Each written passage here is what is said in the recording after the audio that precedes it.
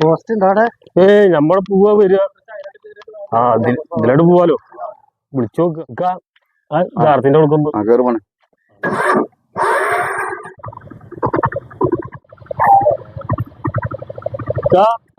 ഓട്ടൊക്കെ എന്താ പാടുന്നത്?